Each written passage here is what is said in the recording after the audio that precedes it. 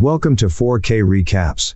Our movie begins in the cemeteries of Mississippi. A young man was burying two prisoners, and while they were digging, we saw an old man next to them who started talking to them and telling them about the story of these two prisoners. The story begins at Spanky's Casino in New York, where we see Ray trying to enter, but the security guard initially objects to his entry but then agrees. And here, at one of the tables, we see Claude sitting with his fiancée, telling her about the accountant job that he will get at the end of the month. While they're talking, he spills a cup of drink on Claude, then goes to the toilet to clean himself, and Riley's men catch him, the man to whom Claude owes money, and take all of his money.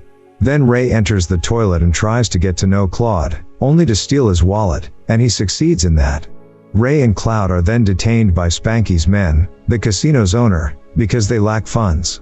Ray tries to persuade Spanky that he can smuggle him in exchange for allowing him and Claude to leave. Spanky agrees after a little amount of pain from Claude. On the way, Ray gets to know Claude and tries to be his friend, but Claude is angry about that and being involved in a smuggling operation. Ray tries to console him, but when he discovers that he wants to work as an accountant in a bank, he mocks him. He then tells him how valuable the watch his father gave him before he died is to him. The two arrive at a rest stop on the road, and when they enter, they find that the place does not welcome people of other colors.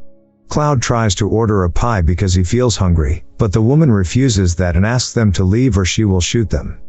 The two ran out of the place after hearing this. Ray and Claude travel to a bar in the countryside to spend some time before returning to New York after delivering the products to their master. Claude encounters a female who offers to spend time with him in exchange for money. On the other side, we find Ray playing poker with some men, but he loses all of his money at first, and then he bets on his father's watch in front of a man named Hancock, who discovered Ray late and tricked him, but after Hancock went, he snatched the watch away. Outside, we see Hancock happy after he deceived Ray. Then, Officer Pike comes to him and tries to arrest him, but Hancock cuts him in the face and causes him a big scar. Inside, Ray talks to Claude and tells him about what happened, how he was deceived, and that they have to return the goods to get some money to go back to New York. On their way out, Claude is surprised by the appearance of the wounded Hancock, who falls to the ground, dead. The two get nervous because of this matter, but Ray tries to get his father's watch back, and here, a group of village men appear and arrest Ray and Claude on charges of killing Hancock. After that, Ray and Claude try to explain to the policeman that they did not kill Hancock, but they are unsuccessful until Officer Pike arrives, at which point the two try to explain the situation to him and convince him that they are innocent. Officer Pike kept up with them, simply talking, and we learned that he was the one who killed Hancock and wanted to hold Ray and Claude accountable. With no proof to support their innocence, the judge sentenced them to life in prison. After that, Ray and Claude were transferred to the prison in Camp 8, and here the warden introduced everyone to the rules of the place. He also told everyone that there is a line called the Line of Fire, which is located around the place, and if any prisoner tries to escape or crosses that line, he will be shot immediately. After that, Bob, the assistant warden, delivered the prisoners to their new sleeping quarters and introduced them to the rest of the prisoners at the place.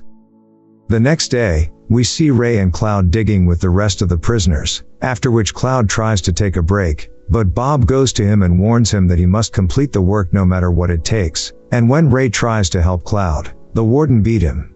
During the lunch break, Claude disturbs the rest of the prisoners because of the sound of him cleaning stale bread while eating it. After that, Ray begins to identify the men there and is surprised by the number of crimes they have committed. Ray and Claude tried to show that they were also strong criminals in front of the men, but no one believed them.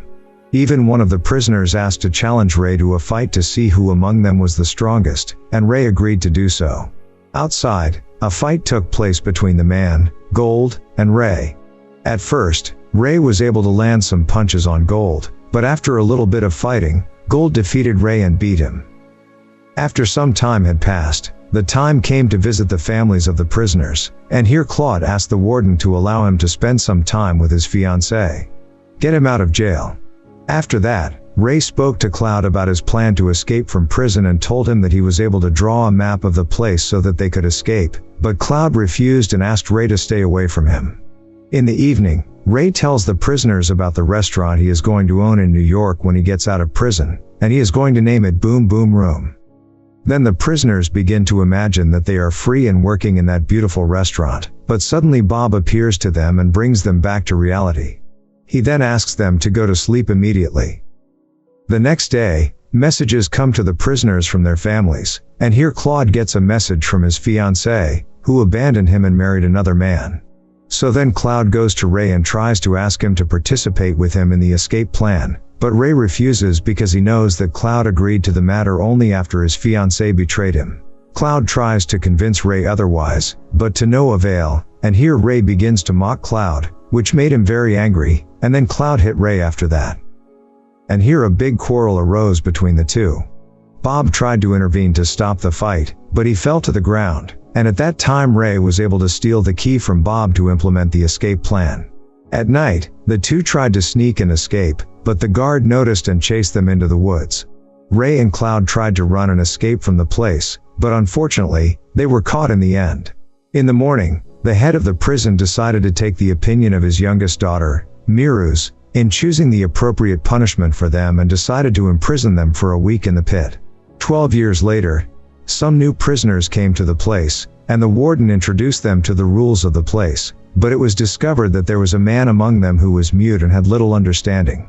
Days later, we see Claude training the prisoners to play baseball, but he is tired of the incompetence of the prisoners in that game, and here Ray offered to test his lack of understanding. And it was here that Claude and the prisoners were astounded by the incredible skill of a man with little understanding in the game of baseball. After that, Miraz comes to visit the place with her husband after she has grown up, and the prisoners see her, some of whom have little understanding and admire her. Now we see Blocker, the baseball coach, who has come to offer Claude and Ray his assistance in getting a little idiot out of jail and playing for his team. They accepted the offer in exchange for Blocker bringing them a pardon and releasing them from prison. After that, the head of the prison is surprised that Miraz has given birth to a colored child, so he hurries to the prisoners to find out who the father of that child is. Here, Ray succeeds in helping a little boy who turns out to be the father of the child, and the prisoners mock the head of the prison afterwards. After a few days, Blocker came with an exemption permit to get out of prison, but only for a little bit of understanding. Claude and Ray became enraged after discovering that Blocker had duped them and was leaving them in prison with only a smidgen of understanding. Claude grieves a lot and loses hope after that, and when Ray tried to comfort him, Claude blamed him for being the reason for his imprisonment from the beginning. The two quarreled, but this time Claude quarreled with Ray for a long time, more than 28 years. And with the passage of those years and the change of the world outside the prison from wars and global events, the prison became desolate for Ray and Claude, especially after most of the prisoners with whom they made friends left. We now see Claude and Ray after years have passed and they have grown old, but they are still fighting until that time.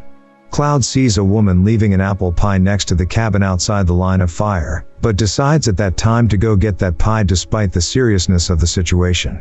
He gets shot, but nonetheless manages to get the pie in the end. After that, the sheriff punished Claude by making him stand for a long time on the bottles, and when Ray tried to ease the matter for Claude, he was punished as well, but fortunately, while the two are being punished, Claude spoke to Ray and apologized to him, then they reconciled again.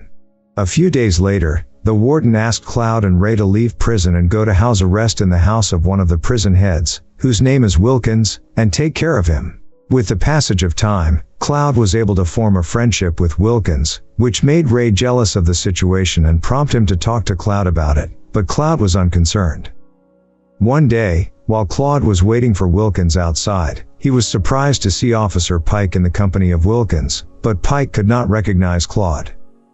At Wilkins' house, Claude told Ray of the matter, after which Ray found his father's watch with Pike, and here his anger increased and his desire to take revenge on Pike increased, so he carried the gun and tried to kill Pike, but Claude prevented him from doing so.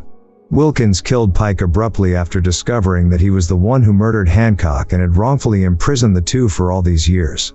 The police came after that to investigate the matter, but Wilkins told them that it was just an accident while they were hunting ducks, and then Wilkins told Ray and Claude that he would get them out of prison because he knew of their innocence, but unfortunately for the two, Wilkins died before that happened.